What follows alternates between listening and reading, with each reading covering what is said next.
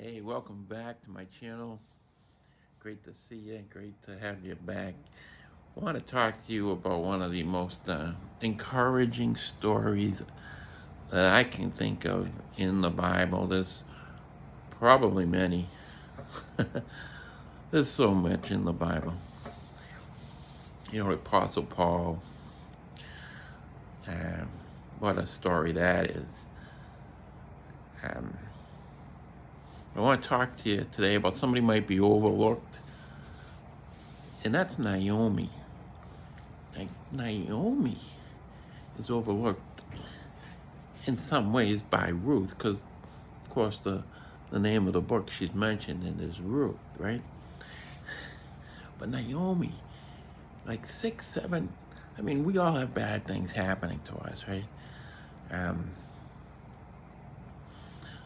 Just because we are alive, bad things happen. Naomi is in the book of Ruth. Throughout the whole book of Ruth, there's, I think, 4 chapters.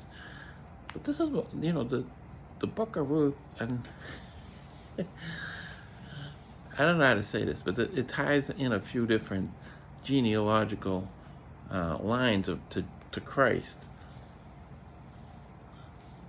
So, but without the suffering of Naomi and the bad things that happened to Naomi, Christ, the line of David would not have been established. So what happened to Naomi? Well, first, I counted 6 things, see if I can remember all 6. But first was the famine in Judah that caused her to move and leave. So the famine, that's a problem, but leaving and going to another land, is a foreign land, is a problem.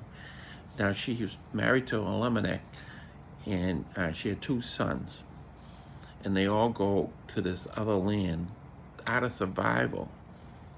So the Lord works in mysterious ways, blessings in disguise,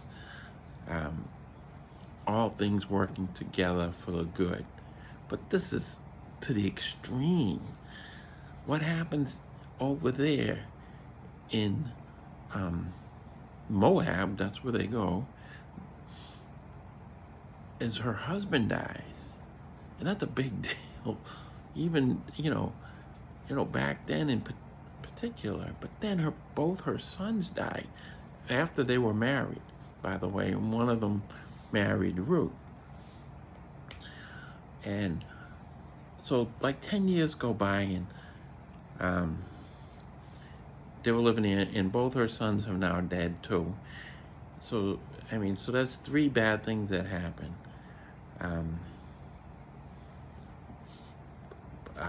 The 3 deaths, and then moving, the famine, and then moving to Moab. Now, she's very depressed. Depression sets in. So that's the 6th thing. And she hears that there's food back in Judah and the famine's over. So she starts to come back, and she's coming back. And then she tells her daughters-in-law to go back. Don't come with me. Stay here with your own people. And what do you want with me? I can't produce another child for you to marry. Why are you, why do you still care about me? But Ruth cared about her so much, would not let her go alone. And she decided to go back into Judah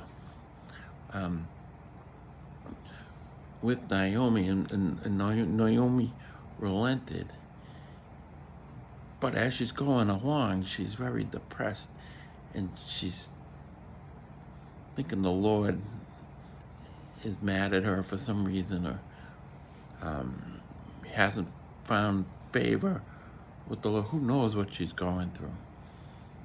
And there were no real answers hardly at all. And that was a very difficult time. So in life, we find ourselves with no answers from God in very difficult times, and we find ourselves depressed, even if we know the Lord. And we have a tendency to turn it on ourselves. But Naomi kept moving forward. Maybe that's one of the things we need to do, is just keep moving forward. And, her faith probably, she knew the Lord was there. She believed in God. But, that carried her through, I guess. And certainly Ruth was there as a great comfort. There's just so much to Ruth. And Ruth is almost like a Christ herself.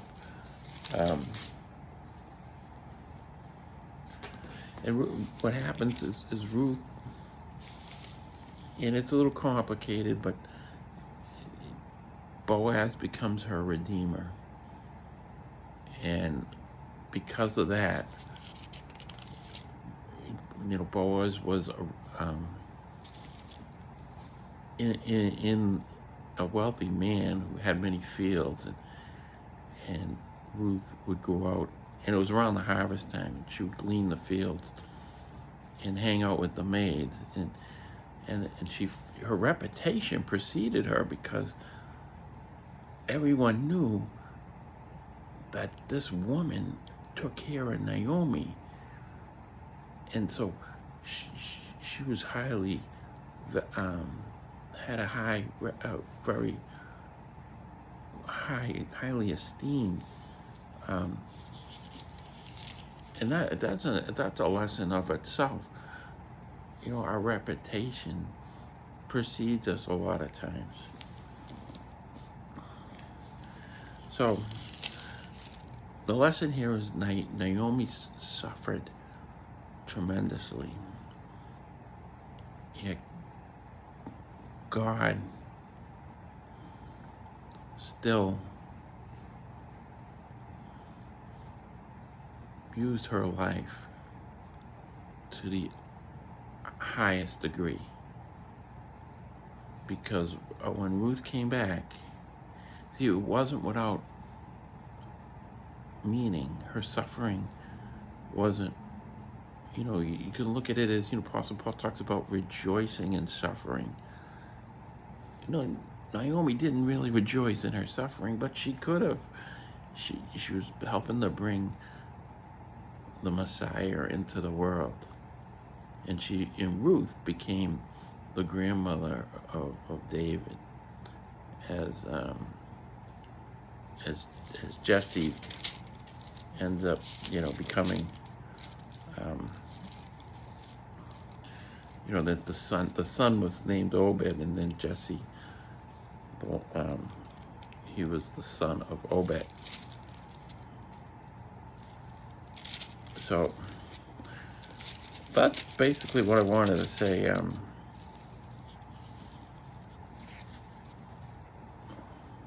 It's remarkable how she loved Naomi. No, we all hear about mothers-in-laws, right?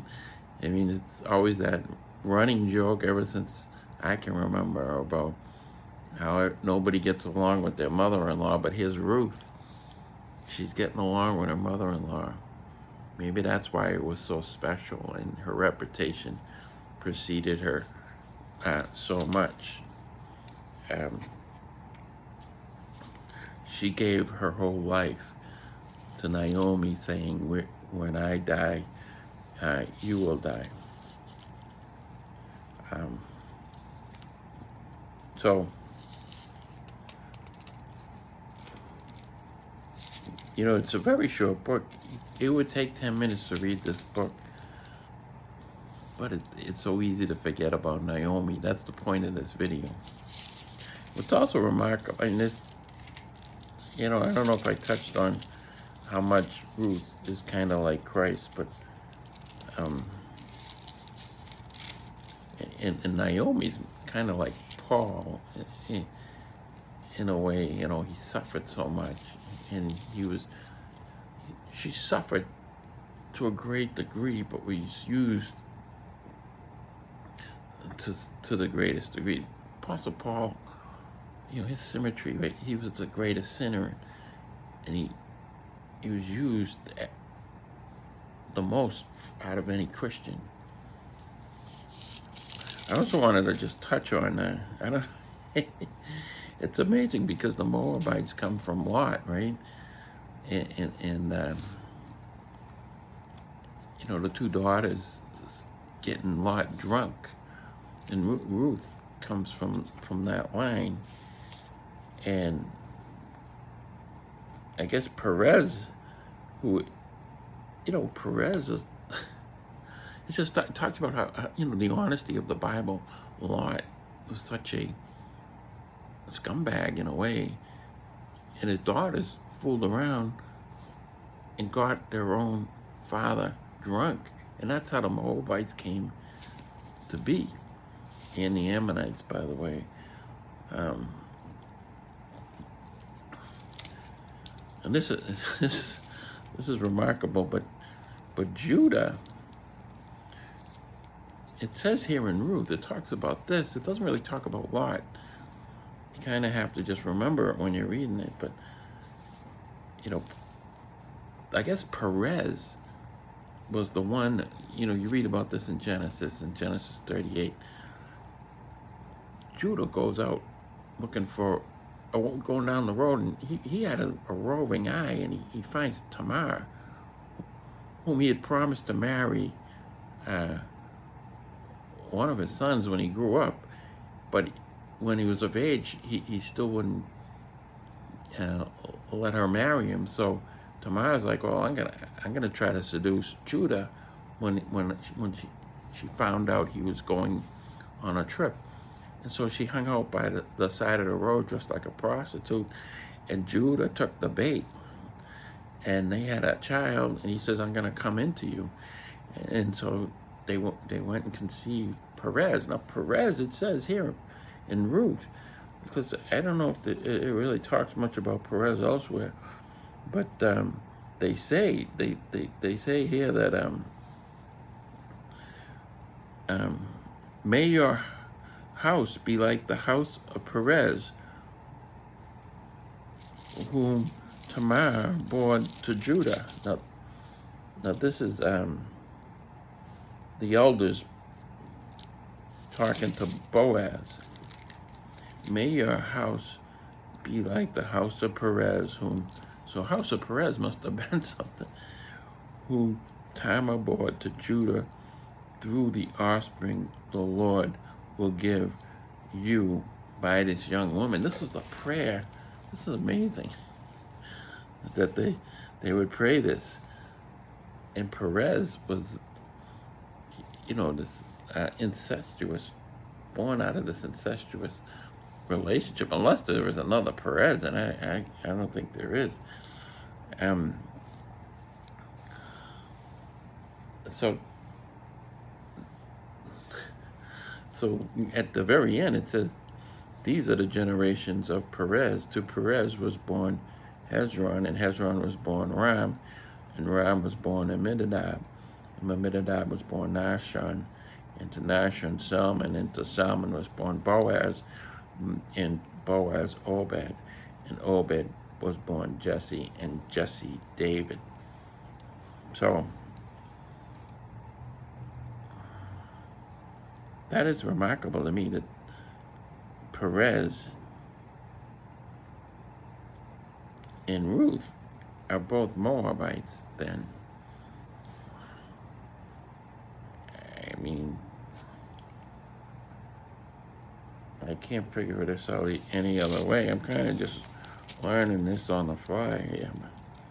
Genesis 38.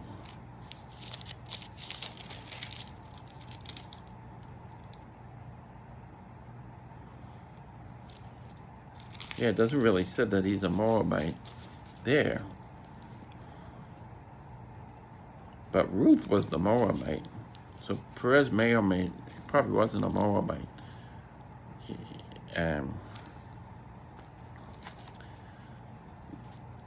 But his line ties into the Moabites through Boaz, who conceives Obed with Ruth.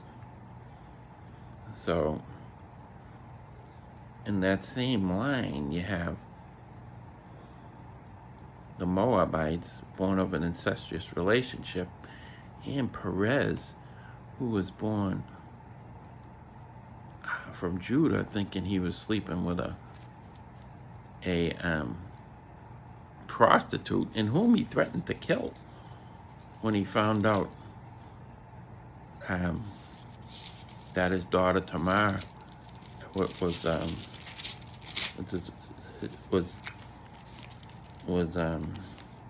with child. He says that in Genesis 38.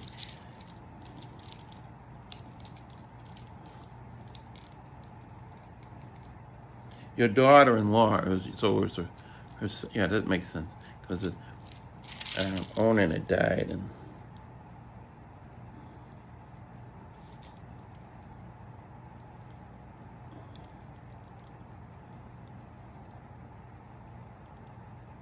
yeah, had died. He had done evil in his sight, and Onan was the next one, and he spilled his seed, and the Lord didn't like that, and he was supposed to go in with Tamar.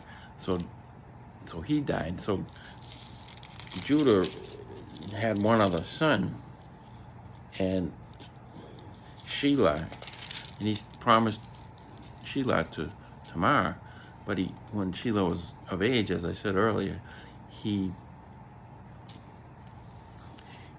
was dragging his feet for some reason. So Tamar was starting to get worried, and that's when she tricked Judah.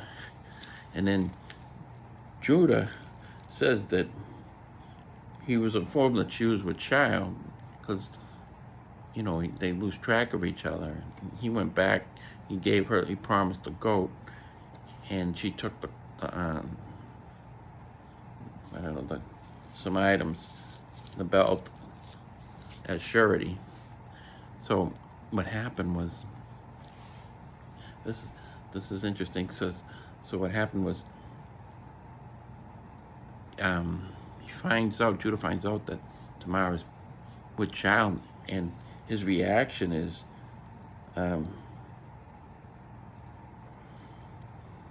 your daughter-in-law Tamar has played the harlot. He was informed, and behold, she is also with child by harlotry. Then Judah said, bring her out and let her be burned. So he wanted to burn Perez, who was in the line of David, to come. By the way, I love this New American Standard Bible. I love the beholds. And anyway, so the line of David has, David himself was an adulterer, right, and a murderer. He murdered Uriah, he murdered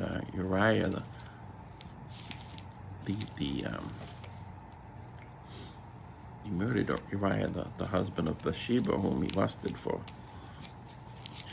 All right, so interesting things about the story of Ruth that I've just kind of discovered. I knew about Tamar Perez, but I didn't, and I knew about what was the other? Anyway, I knew about the genealogical significance of Perez and Ruth and Obed. A lot with Perez, and then Tamar. I'm getting confused now.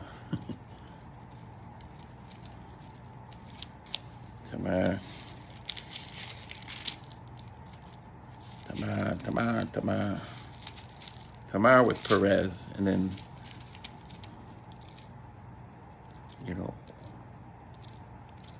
Lot. A lot.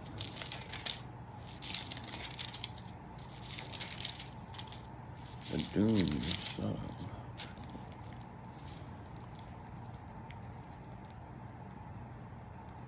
Yeah, Lot, Moab.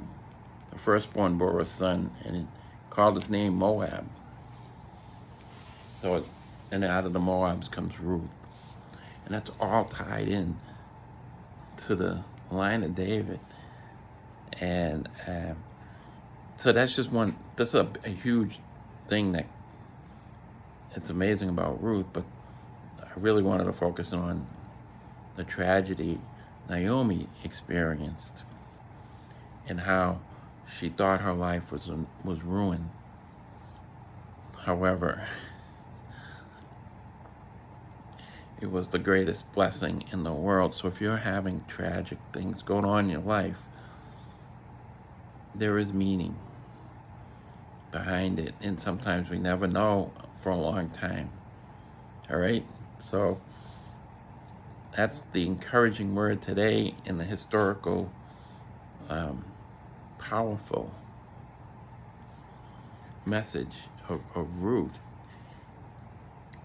which also shows you the honesty of the Bible, tying in to Christ's line,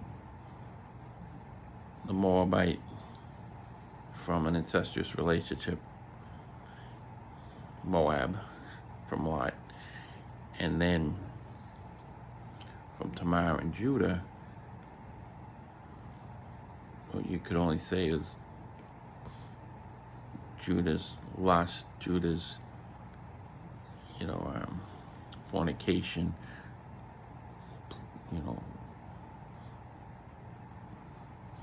going after what he thought was a prostitute. And here's God coming out of this line. So when none of us are perfect, only Jesus was perfect. And this shows you the honesty of the Bible. And if it was man-made, all this stuff would have been cleaned up. All right. Well, that's it for today.